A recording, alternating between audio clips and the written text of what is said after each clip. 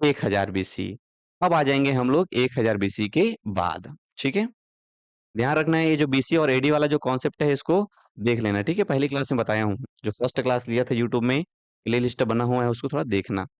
उसमें बताया हूँ क्या होता है बीसी, क्या होता है एडी। अभी आपको लग रहा होगा कि 1000 से 600 कैसे हो जाएगा, कायदे से 600 से 1000 होना चाहिए था करके, वो उसमें समझ में आ जाएगा। ठीक है, लिखिए उत्तर वैदिक काल। उत्तर वैदिक काल, ये जीवन शैली। ठीक है, उत्तर वैदिक काल का जीवन शैली। और यह जो है देखने को मिलेगा हमको 1000 बीसी से लेके 600 बीसी के मध्य। ठीक है, 1000 बीसी से लेके 600 बीसी के मध्य। और बता देता हूँ, क्योंकि जब तक नहीं बताऊंगा मेरे मन में बोझ रहेगा कि तुम लोग को समझ नहीं आ रहा है करके। बात सिंपल सी ये है कि कैलेंडर है कुल मिला के, ईसवी सन और ईसा पूर्व करके यार बोलते हैं कैलेंडर। तो कैलेंडर बनाया है कौन? ब्रिटेन वाले। ब्रिटेन वाले जब कैलेंडर बनाए हैं तो वो लोग अपने जो प्रमुख हैं, उनके जो इष्ट देव हैं, उन्हीं के आसपास कैलेंडर को रखेंगे। वो बोलेंगे कि जिस दिन ईसा मसीह का जन्म हुआ वही क्या है, एक तारीख है। हम लोग मान लो जब बनाते हैं तो हम लोग बोलते हैं कि जिस दिन गणेश भगवान का बर्थडे हुआ वही दिन क्या है, एक तारीख है करके। लेकिन कैलेंडर बनाया है कौन? ब्रिटेन के लोग। और ब्रिटेन लोग हैं ईसाई, और ईसाई के प्रमुख है ईसा मसीह। ठीक है, तो समय की शुरुआत कब हो रही है किसी को नहीं पता है। समय की शुरुआत कब हो रही है किसी को नहीं पता है। जैसे मुझे अगर बोले कि भाई कैलेंडर वैलेंडर नहीं है, कैलेंडर बना दे, मुझे तो नहीं पता है भैया कब से समय चल रहा है, कब से आदमी की उत्पत्ति हो गई। मैं क्या बोलूंगा, हाँ मेरा बर्थडे के दिन 1 तारीख है। अभी हम लोग पढ़ेंगे राजाओं के नाम, गुप्त है ना, गुप्त राजाओं के नाम पढ़ेंगे, गुप्त संवत। तो वहां पे जब राजा बनता था वो बोलते थे पुराना कैलेंडर भगाओ बे, बेकार है वो, मैं राजा बना हूं ना आज, 1 तारीख है। तो उसको क्या बोलते थे? गुप्त संवत। जैसे हर्षवर्धन करके एक राजा है, तो बोलता था मैं आज राजा बना हूं, हर्ष संवत, हर्ष का कैलेंडर, गुप्त का कैलेंडर। ठीक है, तो जैसे आप लोग पढ़ेंगे मुस्लिम में आपको देखने को मिलेगा हिजरी संवत ऐसा करके। तो जिसको लगता है कि भैया मैं ही एकदम फेमस टाइप का आदमी हूँ करके, वो अपना क्या कर देता है, कैलेंडर लागू कर देता है। लेकिन वो सब बाद में कैलेंडर बनाए हैं, तो उनको भांडा फूट जाता है कि तो उससे भी पहले कोई कैलेंडर था करके, ये बीसीओडी वाला यार। लेकिन इसके पहले कोई कैलेंडर नहीं था। तो सर्वाधिक मान्यता क्या हो गया, इसको मिल गया। ब्रिटेन वाले ये बोले कि मुझे नहीं पता है कि कैलेंडर में क्या हुआ है, कब हुआ है, मुझे इतना जरूर पता है कि कोई टाइम रहा होगा जिस समय किसका जन्म हुआ है, ईसा मसीह का जन्म हुआ है करके। तो जब ईसा मसीह का जन्म हुआ उसी को मैं क्या बोलूंगा, एक है ना, जैसे हम लोग बोलते हैं साल 2026, वैसे उसको क्या बोलेगा, साल एक। और उस एक साल में क्या है, 1 जनवरी, 1 जनवरी वर्ष एक बोलेगा, ईसा मसीह के जन्म की तारीख को जी। और ऐसे करते करते करते करते हम लोग कहाँ आ गए हैं, 2026 में। सिंपल सी बात है। लेकिन क्या ईसा मसीह के जन्म के बाद किसी का जन्म नहीं, पहले उसके किसी का जन्म नहीं हुआ रहा होगा क्या? हुआ रहा होगा, कोई ना कोई तो इसके मम्मी पापा रहे होंगे। ऐसा तो नहीं है कि ये कहीं से भी आ गया है। तो उससे पहले का जो समय है ना, इस उसके बाद के समय के लिए शब्द प्रयोग करते हैं हम लोग एडी, या उसको बोलते हैं ईसवी सन ऐसा करके। ठीक है, ईसवी सन। लेकिन उसके पहले के जो समय है उसके लिए प्रयोग करते हैं हम लोग ईसा पूर्व। ठीक है, ईसा पूर्व, या उसी को बोलते हैं बीसी। बीसी का मतलब बिफोर, और क्राइस्ट, क्राइस्ट मतलब ईसा मसीह, बिफोर मतलब पहले। तो जब मैं बोल रहा हूँ मुझे बताना हो कि ईसा मसीह के जन्म के 1 साल पहले उनके पिताजी की मृत्यु हो गई करके, तो मैं क्या बोलूंगा, 1 बीसी में ईसा मसीह के पिताजी की क्या हो गई है, मृत्यु हुई है। वैसे ही अगर मैं बोल रहा हूँ कि ईसा मसीह के जन्म के 2 साल पहले कुछ हुआ है करके, तो इतना लंबे शब्द बोल के ना बोलूंगा क्या, 2 बीसी में फलाना घटना हुआ है। बात समझ में आ रही है? तो जैसे अभी हम लोग बोल रहे हैं कि 1000 बीसी से लेके 600 बीसी के बीच में कुछ घटना हुई है करके, या अगर मैं ऐसे बोलूं कि ईसा मसीह के जन्म के 1000 साल पहले से लेके 600 साल पहले के बीच में कुछ घटना हुई है, तो ऐसा बोल के ना क्या बोल रहा हूं मैं, 1000 बीसी से लेके 600 बीसी। समझ में आ रही है बात ना? बार बार ईसा मसीह का जन्म ना बोल के हम लोग क्या बोल रहे हैं, बीसी बोल रहे हैं। ओके, और यहीं पे हम लोग इस 1000 से और कहाँ चले जाएंगे, 1500। तो ये वाला जो टाइम ड्यूरेशन है ये क्या कहलाएगा आपका, पूर्व वैदिक काल या रिंग वैदिक काल। ये वाला जो टाइम ड्यूरेशन है वो क्या कहला रहा है, उत्तर वैदिक काल। एकदम क्लियर कॉन्सेप्ट है। ठीक है, सिंपल सी बात है। तो अब हम लोग किधर की ओर आ रहे हैं, इतिहास से वर्तमान की ओर आ रहे हैं। तो 1500 से 1000 में आए, 1000 से 600 में आए, 600 करते करते फिर जीरो में आएंगे, और जीरो के बाद फिर एक दो करते करते कहाँ तक आएंगे, 2026। फिर हमको 1947 तक ही पढ़ना है। ये समझ में आया ना? चलो, अब उत्तर वैदिक काल की बात करेंगे। उत्तर वैदिक काल में सबसे पहले लिखिए आप सामाजिक जीवन। लिखो सामाजिक जीवन। ये सामाजिक जीवन। चलो, अब सामाजिक जीवन की बात करेंगे तो समाज के बारे में देखना है। समाज के बारे में देखना है तो सबसे पहले क्या देखना है, परिवार। परिवार कैसा है, पितृसत्तात्मक, ठीक है ये। तो वो जो परिवार वैदिक काल में पितृसत्तात्मक हुआ, वो अभी तक क्या हो रहा है, चल रहा है। अब ये बदलने वाला नहीं है, पापा से शक्ति छोड़ने वाला नहीं है। अब वो उसको बोलो कि तुम खाना बनाओ करके ना, मेरे सम्मान के खिलाफ है, भले अकेले में बना देगा चुपचाप। लेकिन जनता को नहीं बताएगा भाई वो। मम्मी भले उसको बनवा ले रही है, वो बात अलग है, लेकिन बताने वाला नहीं है। तो कायदे से परिवार कैसा है, पितृसत्तात्मक है, ठीक है।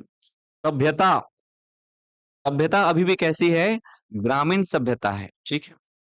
सभ्यता अभी भी कैसी है, ग्रामीण सभ्यता है ये। चलो, अब इंपॉर्टेंट बात जो हमको ध्यान रखना है वो है महिलाओं की स्थिति, ठीक है। अगर आप पुराना कंपेयर करके पढ़ेंगे तो आपको यही सब पॉइंट पहले भी देखने को मिलेगा। देखो यहाँ पे ये, ठीक है, सेम टू सेम पढ़ना है। महिलाओं की स्थिति, अब यहाँ पे महिलाओं की स्थिति जो सम्मानजनक थी लिंग वैदिक काल में, अब उसमें क्या हो गया है, गिरावट प्रारंभ हो गया है, ठीक है। कारण भी देखेंगे क्यों गिरावट प्रारंभ हो गया है उसका। तो महिलाओं की स्थिति में क्या हो गया है, गिरावट, गिरावट प्रारंभ। अब इस गिरावट प्रारंभ का कारण क्या है उसको भी समझने का प्रयास करेंगे, ठीक है। चलो, समाज के बारे में देखेंगे तो समाज जो है वह स्पष्ट रूप से चार वर्णों में क्या हो चुका है, विभाजित हो चुका है। लिख लीजिए, समाज स्पष्ट चार वर्णों में विभाजित हो चुका है। ये, अब वो चार वर्ण कौन कौन से हैं, ब्राह्मण, ठीक, क्षत्रिय, वैश्य और शूद्र, ठीक है। ब्राह्मण, क्षत्रिय, वैश्य और शूद्र, स्पष्ट रूप से जो समाज है वो कितने वर्णों में विभाजित हो चुका है, चार वर्णों में। अब विभाजन की शुरुआत तो पहले से हो रही थी, ऋग वैदिक काल से हो रही थी, लेकिन स्पष्ट रूप से विभाजन कब हुआ, उत्तर वैदिक काल में। सवाल पूछेगा, सवाल पूछेगा कि स्पष्ट रूप से समाज का विभाजन कब हुआ, तो क्या लगाना है, उत्तर वैदिक काल, ठीक है ये। तो स्पष्ट रूप से जब चार वर्णों में विभाजन हुआ, आगे क्या हुआ, आगे ये हुआ कि ये जो विभाजन है ना, ये जो विभाजन का आधार है, ये जो वर्ण व्यवस्था का जो आधार है, पहले जो कर्म हुआ करता था, मतलब किसी का दादा क्या है, ब्राह्मण है, उसका पुत्र क्या हो सकता था, क्षत्रिय, उसका पुत्र क्या हो सकता था, वैश्य, और उसका पुत्र क्या हो सकता था, शूद्र, क्योंकि उसकी योग्यता के आधार पे था। अगर वो गुणवान है तो क्या कहलाता, ब्राह्मण। अगर वो लड़ाई वड़ाई करने में बेहतर है, रक्षा करने में बेहतर है, तो क्या कहलाता, क्षत्रिय। अगर वो व्यापार करने में बेहतर है तो क्या कहलाता, वैश्य। अगर वो सेवा काम कर रहा है तो क्या कहलाता, शूद्र। मतलब एक ही घर में हो सकता है चार भाई हों और चार भाई अलग अलग वर्ण के नाम से जाने जा रहे हैं, कोई दिक्कत नहीं है। तुम जितना योग्य हो उतना तुमको सम्मान मिलना चाहिए, इसमें किसी को कोई भी समस्या नहीं होगी। लेकिन कोई ना कोई पिता ऐसे रहा होगा, कोई ना कोई पिता रहा होगा ब्राह्मण में, जिसको लगा होगा पितृमोह, धृतराष्ट्र टाइप के, भले योग्य नहीं है दुर्योधन है, लेकिन राजा तो यही चला बनना चाहिए। समझ रहे हो बात को? तो यहाँ पे कोई ना कोई ब्राह्मण रहा होगा जिसको लगेगा नहीं यार, मेरा बेटा एकदम गधा है, उसको मेरे को पता है ना, लेकिन उसको कोई शूद्र नहीं कहेगा, उसको क्या कहना चाहिए, लोग ब्राह्मण ही कहे, क्योंकि सम्मान तो जुड़ा हुआ है ब्राह्मण से। समझ रहे हैं? हुआ ये कि थोड़ा बहुत बिगड़ते बिगड़ते बिगड़ते बिगड़ते क्या हुआ, ये जो वर्ण व्यवस्था का आधार पहले कर्म हुआ करता था, अब जो है वर्ण व्यवस्था का आधार क्या हो गया, जन्म। ठीक है, लिख लीजिए, वर्ण विभाजन, ठीक, वर्ण विभाजन का आधार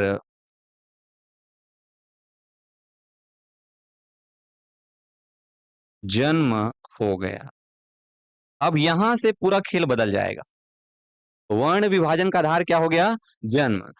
अब तुम मेरे को ये बताओ कि ये जो ब्राह्मण का पुत्र है, जो कि निपट गधा टाइप का आदमी है ना, जिसके पास बुद्धि नहीं है, उसको तुम क्या बोल रहे हो? शक्ति दे रहे हो, नीति निर्माण की शक्ति दे रहे हो। वो ऐसे ही है जैसे कोई एक श्रेष्ठ नेता है, और वो नेता का जब रिटायरमेंट हो रहा है उस पार्टी से, तो वो बोल रहा है कि चल मैं रिटायरमेंट ले लेता हूं, लेकिन मोर बेटल कम से कम मंत्री मंत्री बना दे यार करके। होता है ऐसे। अब तुम भले योग्य रहे होगे, लेकिन तुम्हारा पुत्र तो योग्य नहीं है। जब उसको पावर मिल जाएगा, वो मंत्री बन जाएगा, तो फिर उल्टा पुल्टा कानून बनाना नॉर्मल सी बात है। वो अपना बहुत ज्यादा विचार करेगा क्या? नहीं। सेम कंडीशन यहाँ पे हो रहा है। अब सेम कंडीशन यहाँ पे क्या हो रहा है? ब्राह्मण का पुत्र क्या कहला रहा है? ब्राह्मण। और सम्मान तो जुड़ा है उसके साथ में, सम्मान जुड़ा हुआ है। अब उसको पर्याप्त मात्रा में शक्ति मिल रही है, पर्याप्त मात्रा में सम्मान मिल रहा है।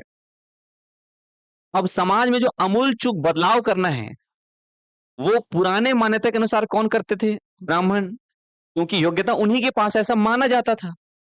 लेकिन वर्तमान में माना तो जा रहा है, लेकिन है क्या? नहीं। जैसे उसके पास शक्ति आया, तो क्या बोल रहा है? महिलाएं कोई प्रवेश नहीं करेगी यज्ञ में, यज्ञ वगैरह अनुष्ठान में कोई भागीदारी नहीं होगा। वो पति विवाह करती है, नहीं करना है। समझ रहे हो? इसको बाल विवाह करके निपटा दे तुरंत, ऐसा बोल रहे हैं। तो जो भी कुरीतियां हैं, उनका जन्म कहाँ हो रहा है? उत्तर वैदिक काल में। समझ में आ रहा है? क्योंकि जो योग्य नहीं है उसको क्या मिल गया? शक्ति। तो यहां से ये जो बोल रहे हैं कि महिलाओं की स्थिति में गिरावट प्रारंभ हुई करके, उसका मुख्य कारण क्या है? कि अब जो है वर्ण विभाजन का आधार क्या हो चुका है? जन्म हो चुका है। और जैसे ही जन्म हुआ वर्ण विभाजन का आधार, महिलाओं की स्थिति में गिरावट प्रारंभ हो गई, है ना। जो भी बेकार बेकार नियम आप पढ़ते हैं महिलाओं के संदर्भ में, वो सब यहाँ पे प्रारंभ हो गए। तो जैसे ही ये जो वर्ण व्यवस्था प्रारंभ हुई, वर्ण व्यवस्था प्रारंभ हुई 4 वर्ण में जी, उसके बाद बोलने लग गए अब ये जो ब्राह्मण है, तथा कथित जो ब्राह्मण है उतना योग्य नहीं है, लेकिन अब क्या बोल रहा है? मैं बहुत योग्य हूँ, मैं शादी करूंगा तो सिर्फ ब्राह्मण से शादी करूंगा, किसी शूद्र, किसी वैश्य या किसी क्षत्रिय से शादी नहीं करूंगा, बोल रहा है। बोलेगा ही, मूर्ख आदमी है तो उल्टा पुल्टा नियम बनाएगा ही। समझ रहे हो बात को जी? तो ऐसे होना चालू हो गया भैया। तो ये जो अंतरवर्णी विवाह पहले होता था, वो यहाँ पे क्या हो गया? बंद। अंतरवर्णी मतलब दो वर्णों के बीच में जो विवाह होता था पहले, यहाँ पे क्या हो गया? बंद हो गया।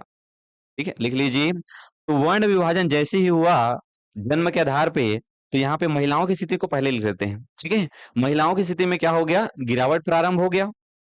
और महिलाओं को ये, ठीक है, महिलाओं को सभा और समिति, महिलाओं को सभा और समिति में प्रवेश प्रतिबंधित हो गए। ठीक है, अब जो है महिलाएं सभा और समिति में प्रवेश नहीं कर पा रही हैं। ठीक है, और क्या हो रहा है भैया? और ये हो रहा है महिलाओं का यज्ञ एवं अनुष्ठान, ठीक है, यज्ञ एवं अनुष्ठान में जो प्रवेश है, वो भी क्या हो गया? प्रतिबंधित हो गया।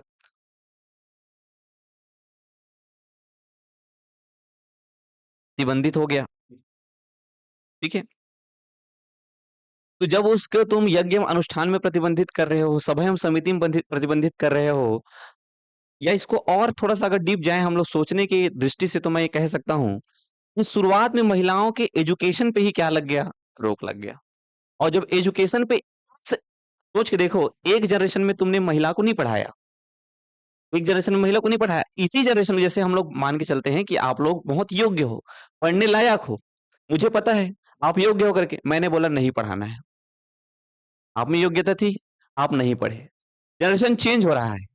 अब जनरेशन जब चेंज हुआ, तो जो आने वाले जनरेशन है उनको पता था क्या कि महिलाएं योग्य होती है, लेकिन उनको नहीं पढ़ाया गया। उनको तो क्या लगेगा कि महिलाएं अयोग्य ही है, क्योंकि उनके पास तो ज्ञान ही नहीं है।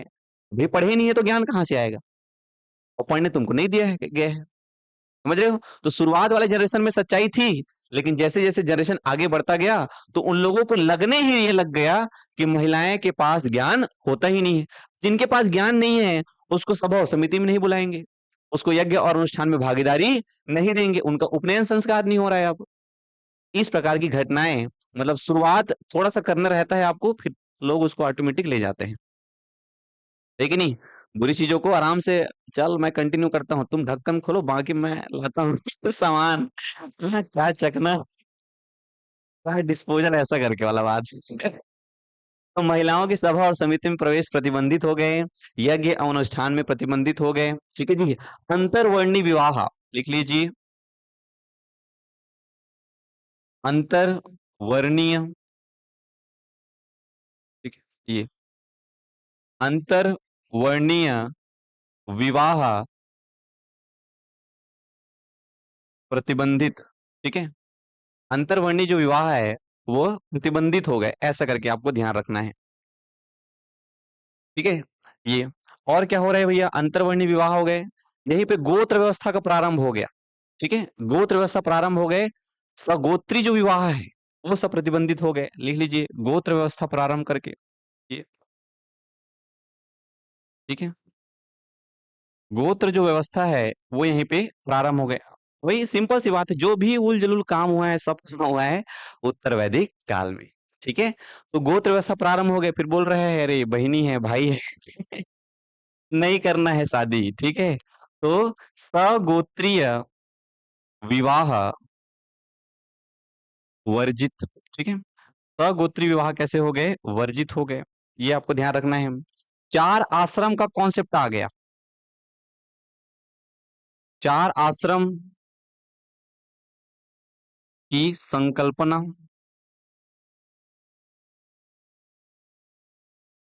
चार आश्रम की संकल्पना आ गया। कौन कौन से चार आश्रम है बताओ? हम्म, हाँ चलो पहले ब्रह्मचर्य से चालू करते हैं। ब्रह्मचर्य और, हाँ, गृहस्थ वानप्रस्थ और उसके बाद सन्यास, ठीक है ये। तो इस प्रकार जो है ये जो कॉन्सेप्ट है चार आश्रम वाला, लाइव क्लास का टाइमिंग 5 बजे है जी देवांगन जी, ठीक है। ओके ओके देवांगन जी, 5 बजे है ना, जानबूझकर महिला को पीछे कर दी गई, बिल्कुल।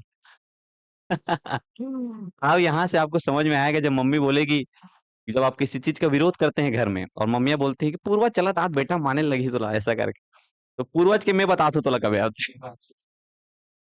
पूर्वज के काय मैं बता दूं मोर से सुन, वैदिक काल में कैसे होत रही से शादी ब्याह और अभी किसी कड्डे हो तुम ना, ऐसा करके। तो जब आप सीखते हैं चीजों को तब आप विरोध करते हैं। हमेशा मैं बोलता हूँ, अभी विवाह के संदर्भ में या कोई भी ऐसी चीज होती होगी जिसका आप सवाल करते होगे, मम्मी मरिया भात काबर खवा जबरन के, मन में आता होगा आपके सवाल। हमारी कुरीतियां हैं, हमको तो समझ में आ रहा है ना। एक आदमी जिसके घर में मृत्यु हो गया है, उसके घर में पता नहीं है अब पैसा कहाँ से आएगा, अब जो बचा खुचा पैसा है उसका वो मरिया भात खवाएगा। तो ये तो हमको पता है भी ये कुरीतियां हैं करके। जब घर में हम लोग इसका विरोध करते हैं तो पता चलता है ना, चला तात बेटा, चला तात है बस, इसके अलावा और कोई जवाब नहीं मिलेगा तुमको ना। पूर्वज बन के चला तात है माने लगी। घर में आप लोग भी विरोध करते होंगे कुछ, और ज्यादा बोले उनका इमोशनल अलग है, लइकल ज्यादा पढ़ा डरबे था ना इसने।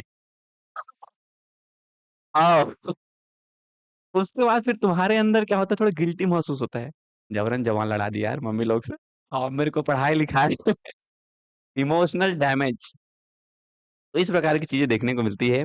चार आश्रम का संकल्पना आ गया, सगोत्री विवाह वर्जित हो गया, और लिख लो एक दो बातें इसमें।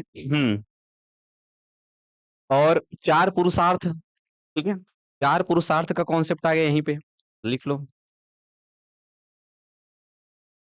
चार पुरुषार्थ की संकल्पना। चार पुरुषार्थ की संकल्पना कौन कौन सा है?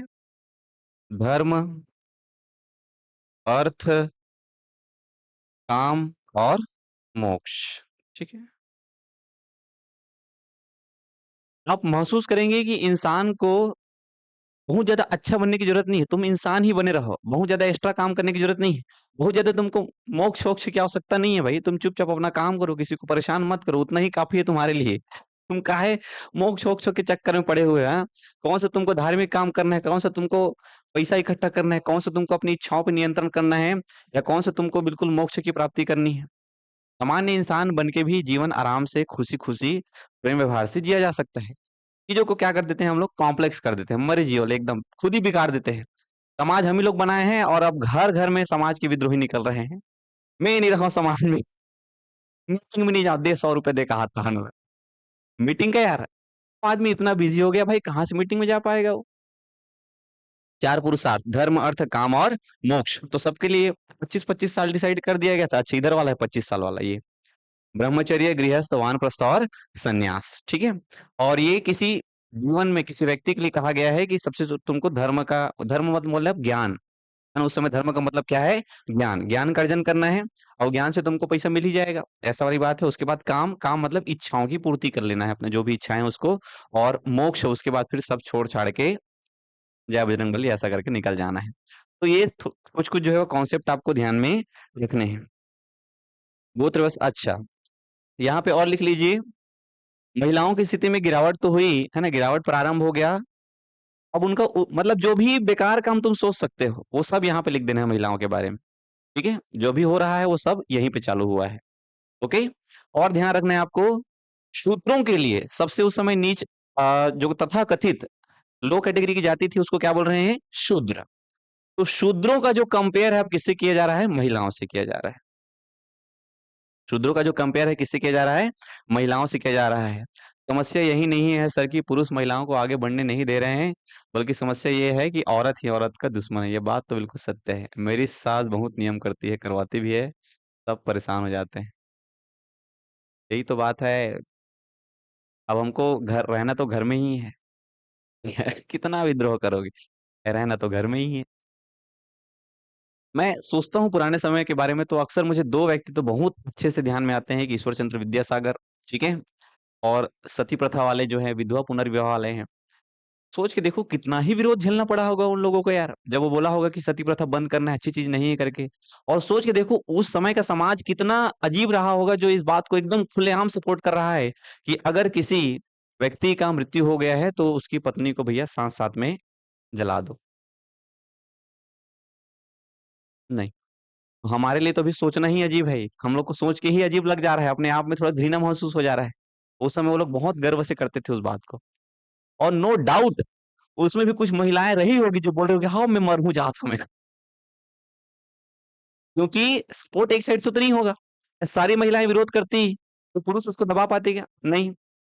कोई ना कोई महिला जैसे अभी बोल रहे हैं ना महिला ही महिला की दुश्मन है करके, बिल्कुल सही बात है। इस चीज़ को आप उससे भी रिलेट करके देखेंगे कि जब आप कॉलेज के फर्स्ट ईयर में रहते हैं, कॉलेज के फर्स्ट ईयर में रहते हैं जब मैं बोलता हूँ कोई टीचर स्टूडेंट रहता है, तो उसको तो पता है ना टीचर को एज़ अ स्टूडेंट कि क्या-क्या स्टूडेंट को समस्या आती है करके।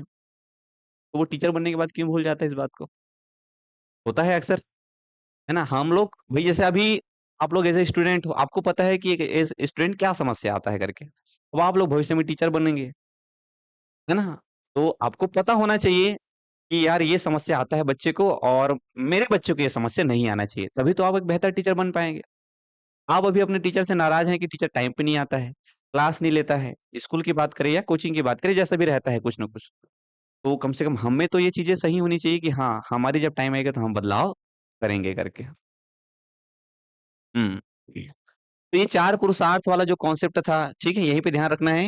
एक शब्द आपको ध्यान रखना है अनेष्य प्रेष्य ऐसा करके, अनेष्य प्रेष्य। अनिश्चय प्रेष्य मतलब अन्य लोगों का सेवा करने वाला। तो शूद्र को कहा जाता था अनिश्चय प्रेष्य। अन्य जो 3 वर्ण है उनका सेवक। साथ-साथ में महिलाओं को भी क्या कहा जा रहा है? अनिश्चय प्रेष्य। लिख लीजिए आगे।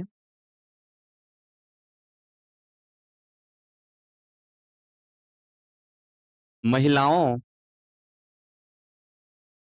और शूद्रों के लिए, ठीक है? शूद्रों के लिए अनिश्चय प्रेष्य ऐसा करके एक शब्द है, ठीक है? अनस्ये प्रेष्य, ठीक है? ये अनस्ये प्रेष्य शब्द प्रयोग किया गया। ये ठीक है, अनस्य प्रेय से जो शब्द है वो प्रयोग किया गया। इसका अर्थ क्या है?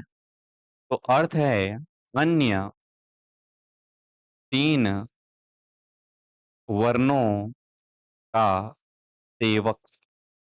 ठीक है, अन्य तीन वर्णों का सेवक। लेकिन अब जो है संस्कार बहुत कम हो गए हैं पहले की अपेक्षा, बात सही है, धीरे धीरे परिवर्तन हो रहा है। ठीक है, एक चीज आपने और गौर किया होगा, जो पीतर भात खवाते हैं जी हम लोग, है ना, पितृ भोजन जो कहते हैं, पितृ भोजन, पितर भात वाला, 1 साल के बाद जी, तो सोच के देखो उस समय पुराने टाइम में वो चलन में कैसा आया होगा। अभी आप लोग अभी अभी थोड़ा भी क्या बोलते हैं हम लोग कि हमारे जो पूर्वज है वो एक कौवा वगैरह बन के आते हैं, और जो हम लोग छत वत में जो भी रखे रहते हैं उसको क्या करते हैं, वो खाते हैं करके, इससे शुरू हुआ होगा। मैं सोचता हूँ उस हिसाब से कुछ इस प्रकार शुरू हुआ होगा कि जो पक्षी हैं, जो जीव जंतु हैं, उनको भोजन कराना है, इस सिद्धांत से बढ़िया काम से शुरू होगा। कोई भी चीज शुरू होता है बढ़िया काम से, समय के साथ में वो बिगाड़ने का काम हमारी जिम्मेदारी है वो, है ना।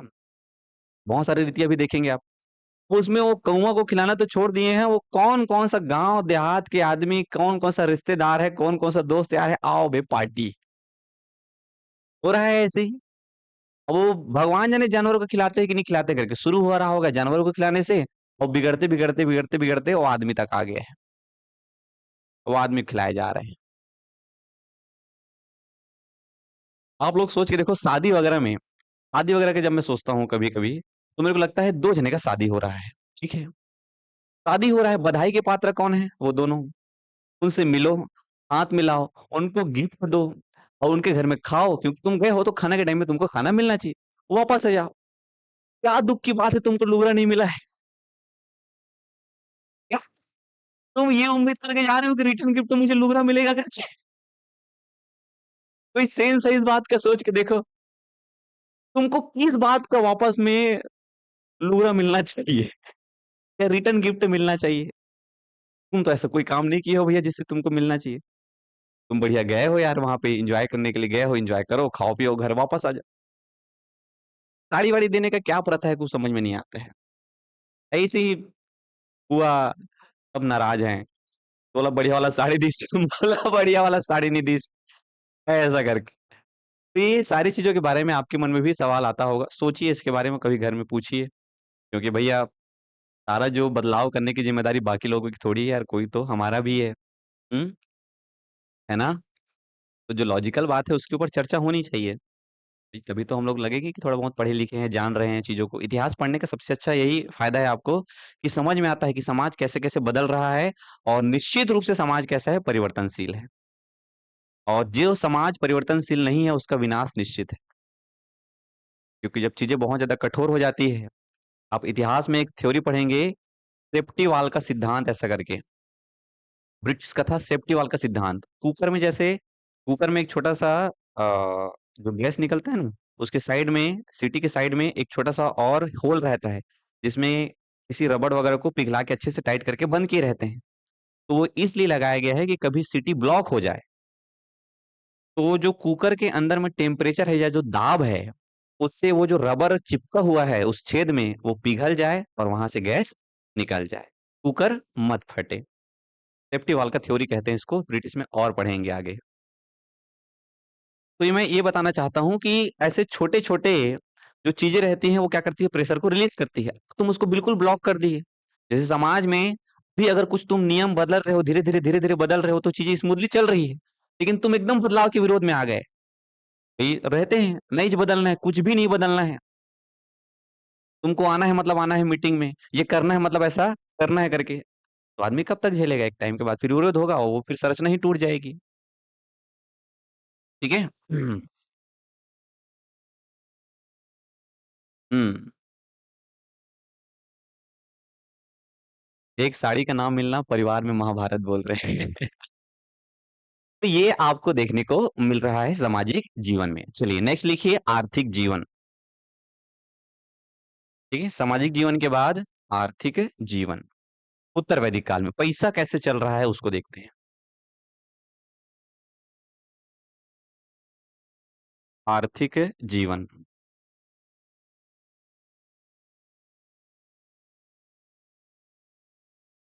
जो भी घटनाएं हो रही है उन सब के पीछे कोई ना कोई स्पष्ट कारण होता है, इतना आपको समझ में आएगा इतिहास पढ़ने से। हम लोग उत्तर वैदिक काल में चल रहे हैं। उत्तर वैदिक काल बोलने का मतलब है 1000 से लेके 600 बीसी। जैसे ही हम लोग 600 बीसी के आसपास में आते हैं तो ध्यान रखना है इस 600 बीसी में लोहे की खोज हो जाती है। ठीक है, 600 बीसी में क्या हो रहा है? लोहे की खोज हो रहा है। अब सोच के देखो, एक समाज जो मैक्सिमम किस पे निर्भर है, जहां सबसे ज्यादा पशुपालन हो रहा है। ठीक है, जहां सबसे ज्यादा क्या हो रहा है? पशुपालन हो रहा है। शुरुआत में बताया आपको,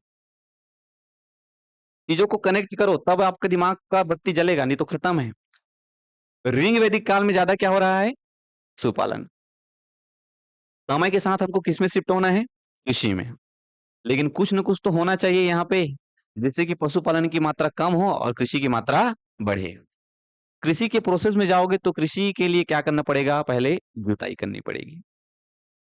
ठीक है, जुताई करनी पड़ेगी। और जुताई तुम लकड़ी के हल से कितना ही कर पाओगे, लेकिन जब लोहे की खोज हो जाएगी तो निश्चित रूप से वहां पे जुताई की जो मात्रा है वो बढ़ जाएगी। और जुताई की मात्रा बढ़ने से कृषि की जो मात्रा है वो बढ़ जाएगी। और कृषि की मात्रा जब बढ़ रही है तो तुम्हारे पास खाने के बाद भी थोड़ा बहुत बच रहा है। खाने के बाद भी पैसा बच रहा है। और खाने के बाद जब पैसा बच रहा है तब आदमी किसमें इन्वेस्ट करेगा? घर बनाएगा, गाड़ी लेगा। तो जो ग्रामीण संस्कृति थी वो धीरे धीरे धीरे धीरे किसमें शिफ्ट होगी? नगर की संस्कृति में। क्लियर है? समझ में आ रहा है? और ये टाइमिंग कब की बात कर रहा हूं मैं? 600 बीसी, मतलब उत्तर वैदिक काल के एकदम आखिरी आखिरी में, शुरुआत में नहीं। 1000 बीसी में नहीं हो रहा है ये काम। उत्तर वैदिक काल जैसे ही खत्म होने वाला है उस समय किसकी खोज हुई है? लोहे की खोज हुई है, जिसके बाद सभ्यता में बदलाव होगा। और अभी भी ग्रामीण सभ्यता ही है हालांकि, लेकिन इस 600 बीसी के बाद किसकी सभ्यता चालू हो जाएगी? नगर की सभ्यता। क्योंकि कृषि में बहुत बड़ा उछाल हुआ है इस लोहे की खोज से। समझ में आई बात? चलो, तो 600 बीसी में क्या हो गया? लोहे की खोज हो गई। लोहे की खोज होने के कारण कृषि में क्या हो रही है? अधिकता हो रही है। ये कृषि में क्या हो रही है? अधिकता हो रही है। और कृषि में अधिकता होने के कारण अब सबसे ज्यादा क्या किया जा रहा है? कृषि। दूसरे नंबर में क्या आ गया? पशुपालन। और तीसरे नंबर में क्या आ गया? व्यवसाय। ये ठीक है, तीसरे नंबर में क्या आ गया? व्यवसाय। ठीक है, ये आपको ध्यान रखना है। चलो, कृषि के रूप में अभी भी जो है वह धान और गेहूं। ठीक है, धान और गेहूं ये क्या है? मुख्य फसल है। टीचर की जिम्मेदारी होती है चीजों को सोचना सिखाना, कंटेंट की बात नहीं है। कंटेंट आप बुक से भी पढ़ सकते हैं, उसकी कोई दिक्कत नहीं, कंटेंट की कमी नहीं है। मैं नहीं मानता कि आज के डिजिटल युग में किसी भी बच्चे के पास कंटेंट की कमी है। अगर वो चाहे तो इंटरनेट उसके पास है, दुनिया भर की बुक है, आके पढ़ सकता है। लेकिन उस चीज को समझना ज्यादा इंपॉर्टेंट है कि नहीं जी? ना, उस प्रोसेस को समझिए आप कि कैसे-कैसे घटनाएँ हुई हैं, कैसे-कैसे चीज़ें लिंक हो सकती है, कैसे हम ज्योग्राफी को हिस्ट्री से रिलेट कर सकते हैं। क्या उस समय कोई यहाँ पे साइंटिफिक घटनाएँ हो रही है जिसका बाद में बदलाव हो सकता है या उसका इम्पैक्ट देखने को मिले? तो ये क्लास आप जॉइन इसलिए करते हैं चीज़ों को सीखने के लिए, कंटेंट के लिए नहीं। केवल मैं आपको फैक्ट बताने के लिए नहीं आया हूँ यहाँ पे कि ये फलाना-फलाना काम हुआ है करके, उसको हमको क्या करना है? रिलेट करके पढ़ना है, सोचना है ऐसा फलाना-फलाना घटना हुआ होगा करके। तो धान और गेहूँ क्या है वहाँ पे? मुख्य फसल है। पशुपालन के रूप में अभी भी क्या हो रहा है? गाय जो है वह प्रमुख पशु है, ठीक है? गाय जो है वह प्रमुख पशु है, अभी भी इसका इम्पोर्टेंट होगा ही, क्योंकि इस गाय से बैल की प्राप्ति होगी और जो कि बैल जो है वह कृषि कार्य में उपयोग किया जाएगा। है ना? मुख्य रूप से तो इसकी इम्पोर्टेंट है। व्यवसाय के रूप में ध्यान रखना है, अभी भी जो है मुद्रा वगैरह की अ, निर्माण नहीं हुआ है, तो वही वस्तु विनिमय प्रणाली है। ठीक है? ये वस्तु विनिमय प्रणाली, ये वस्तु विनिमय प्रणाली, बार्टिंग सिस्टम अंग्रेजी वाले। तो ये आपको बस इतना ही ध्यान रखना है किसमें? आर्थिक जीवन में। एक-एक करके लिंक को जोड़-जोड़ के हम लोग आगे बढ़ रहे हैं। यहाँ से सवाल उतने आने के चांसेस नहीं है। कॉन्सेप्ट आपको समझना है ताकि आगे की चीज़ें समझ में आएँ। 600 बीसी आपके लिए बहुत इंपॉर्टेंट है, लोहे की खोज हुई है। 600 बीसी के बाद जैसे ही अब महाजनपद काल आएगा। जो छोटे-छोटे गाँव थे, वो बढ़िया धान-वान की खेती करके बढ़िया पैसा-वैसा कमा के थोड़ा-सा शहर में डेवलप हो जाएँगे। और 10-15 ठने गाँव मिलके एक शहर बना लेगा, उसको बोलेंगे महाजनपद। जैसे अभी शहर बोलते हैं, गाँव को मिला के शहर, वैसे में उस समय क्या बोलते थे? महाजनपद। चलो, तो ये आर्थिक जीवन हो गया। नेक्स्ट लिखो आर्थिक जीवन के बाद। हुँ, राजनैतिक जीवन लिख लीजिए। समय हो गया यार इतना जल्दी। चलो फटाफट लिख लो फिर खत्म करते हैं। राजनैतिक जीवन, ठीक है? राजनैतिक जीवन। अब राजनीतिक जीवन में सिंपल सी बात आपको ध्यान रखना है, राजा का बेटा क्या होगा? राजा हो गया, ठीक है? तो राजनीतिक जीवन में याद रखना है कि राजतंत्र शासन चालू हो गया। लिख लो, राजतंत्र शासन प्रारंभ, ठीक है? ये राजतंत्र जो शासन है वो क्या हो गया? प्रारंभ हो गया। लिख लो, राजा का पुत्र राजा, ठीक है? ये राजा का पुत्र राजा। वो योग्यता की बात नहीं है। अब फिर तुम किसके पुत्र हो? यहाँ वाली बात आ गई है। जो कि बहुत बेकार सिस्टम है, बहुत बेकार सिस्टम है कि कोई व्यक्ति जिसका कोई नियंत्रण नहीं है कि वो किस घर में पैदा ले रहा है और उसकी पहचान तुम उस आधार पे कर रहे हो। जैसे कोई मैं देखता हूँ लोग बहुत गर्व से अपना जाति लिखते हैं, फलाना जाति का हूं मैं करके। उसमें तुम्हारा कोई एक बूंद का योगदान है तो मेरे को बताओ। किसी जाति में तुम्हारे पैदा होने में तुम्हारा कोई योगदान है तो बताओ ना भाई, तुमको उस गर्व करने की क्या बात है? गलती से तुम किसी दूसरी जाति में पैदा हो जाते जहां तुम घृणा कर रहे हो, फिर क्या होता तुम्हारा हाल फिर? तो आपको गर्व या अभिमान अपने योग्यता पर होना चाहिए कि आपके पास कितनी क्षमता है। आप अपने दम पे क्या किए हो, ये बात आपके लिए गर्व करने योग्य बात है। किसी विशेष जाति में आप पैदा हो गए इसका मतलब ये नहीं कि मैं ये हूँ, फलाना हूँ ऐसा। गाड़ी में लिखवा रहे हैं बाकायदे। चलो राजतंत्रात्मक शासन, राजा के पुत्र राजा। कबीला जो है, यहाँ पे ध्यान रखना है, कबीला कबीला महाजनपद में रूपांतरित, ठीक है? कबीला जो है महाजनपद में क्या हो रहा है? रूपांतरित हो रहा है। कभी भी एक योग्य व्यक्ति अपनी जाति पे घमंड नहीं कर सकता है दोस्त, ठीक है? कभी भी एक योग्य व्यक्ति अपनी जाति पे घमंड नहीं कर सकता है क्योंकि उसको पता है कि वह उसके द्वारा प्राप्त नहीं किया गया है, वह तुक्का से उसको मिला है, ठीक है? चलिए, धार्मिक जीवन लिख लीजिए, ठीक है? धार्मिक जीवन, तो राजनीतिक जीवन हो चुका है, आर्थिक जीवन हो चुका है, सामाजिक जीवन हो चुका है। धार्मिक जीवन में ध्यान रखना है आपको 2-3 बातें। बस 2 मिनट पढ़ लेंगे, ठीक है? प्रमुख देवता लिख लो जी, प्रमुख देवता, ये प्रमुख जो देवता हैं, अब यहाँ पे प्रमुख देवता के रूप में आपको प्रकृति के देवता नहीं देखने को मिलेंगे, जैसे आपको ऋग वैदिक काल में देखने को मिलता था, क्योंकि वहां पे इंपॉर्टेंट था प्रकृति का। वहां के लोग कैसे थे? समझदार थे, जो प्रकृति में हमारा हेल्प कर रहा है, जैसे भगवान कृष्ण कहते हैं कि गोवर्धन पर्वत हमारे लिए इंपॉर्टेंट है, हमको बाढ़ से बचाता है करके। लेकिन अब यहाँ पे प्रकृति के देवता प्रमुख नहीं रहेंगे उत्तर वैदिक काल में, क्योंकि बुद्धि भ्रष्ट हो चुकी है ना? जो जन्म वर्ण व्यवस्था का जो आधार है वो क्या हो चुका है? जन्म। अब जो योग्य नहीं है उसको भी क्या कहा जा रहा है? ब्राह्मण, ठीक है? लिख लीजिए, प्रमुख देवता है प्रजापति। प्रजापति ये उनके प्रमुख देवता हैं। और लिखिए इसमें 2-3 बातें। यज्ञ और कर्म कांड में क्या आ गई है? जटिलता। यज्ञ और कर्म कांड में जटिलता आ गई है।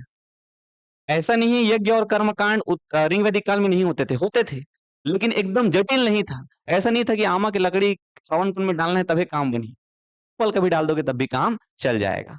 लेकिन इस टाइम क्या बोल मैं बोले हो ना, आमा लाना है मतलब आमा लाना है। इससे कौन बोल रहा है? उस समय के ब्राह्मण, ठीक है? तो प्रमुख देवता हो गए प्रजापति, यज्ञ और कर्म कांड क्या हो गए? जटिल। उस समय इतना जटिल थे, उसको बढ़ा के 2026 तक लाके हम लोग और फुल जटिल कर दिए हैं उसको। ऐसनेच करबे तबे छोई, वो वाला बात है, ठीक है? यज्ञ और कर्म कांड क्या हो गए? जटिल हो गए। जो पुरोहिती वाला काम है उसमें ब्राह्मणों का क्या हो गया? एकाधिकार। लिख लो ना, पुरोहिती पुरोहिती पर ब्राह्मणों का एकाधिकार हो गया।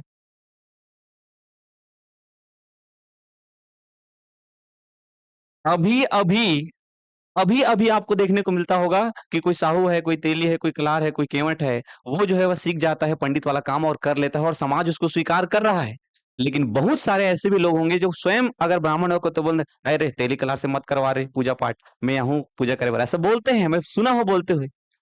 लेकिन भाई जरूरी थोड़ी है तुम ही पढ़ोगे मंत्र तभी वो भगवान तक पहुंचेगा, है ना? इलॉजिकल बात है, एकदम एकदम इलॉजिकल बात है। लेकिन चल रहा है तो चल रहा है, और इस बात को हमारे माता पिता बिल्कुल अंधानुकरण स्वीकार करते हैं, उनको आप बहस भी नहीं हरा सकते। फिर वही बोला ना, लड़का मतलब ज्यादा पढ़ा डर भी तो हो समझते ये पुरोहिती पर हो गया एक अधिकार। और लिख लीजिए 16 संस्कार, यहीं पे ध्यान रखना है, 16 संस्कार वाला कॉन्सेप्ट आ गया। छठी वट्ठी दुनियादारी करना है करके, अब ये सब क्यों आया होगा सोच के देखो, इन सब में किसका लाभ है? बस हर संस्कार करने के टाइम तुमको बुलाना है भैया, ला दक्षिणा।